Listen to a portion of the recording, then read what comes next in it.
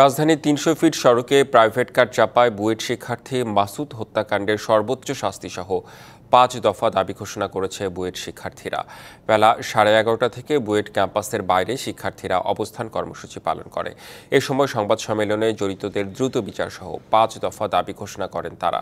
হত্যাকাণ্ডের বিচার ছাড়াও আহতদের চিকিৎসায় বিবাদী পক্ষকে ব্যয় বহন, নিহত মাসুদের পরিবারকে ক্ষতিপূরণ প্রদান, সড়কে নিরাপত্তা নিশ্চিত ও তদন্তে বাধা প্রদানের চেষ্টা করলে তার বিরুদ্ধে আইনানুগ ব্যবস্থা গ্রহণের দাবি জানায় শিক্ষার্থীরা। সংবাদ সম্মেলন শেষে একটি প্রতিবাদী মিছিল বের করে শিক্ষার্থীরা। পেছন থেকে একটি প্রাইভেট কার বেপরোয়া গতিতে এসে স্থির অবস্থায় থাকা মোটরসাইকেল সহ ৩ জনকে আঘাত করে। এর ফলে তারা ৩ জন সড়কের বিভিন্ন জায়গায় ছিটকে পড়ে। এটি কোনো দুর্ঘটনা নয়, বরং চালক নেশাগ্রস্ত অবস্থায় বেপরোয়াভাবে গাড়ি চালিয়ে আমাদের একজন সহপাঠীকে নির্মমভাবে হত্যা করে এবং 2 জনকে গুরুতর আহত করে।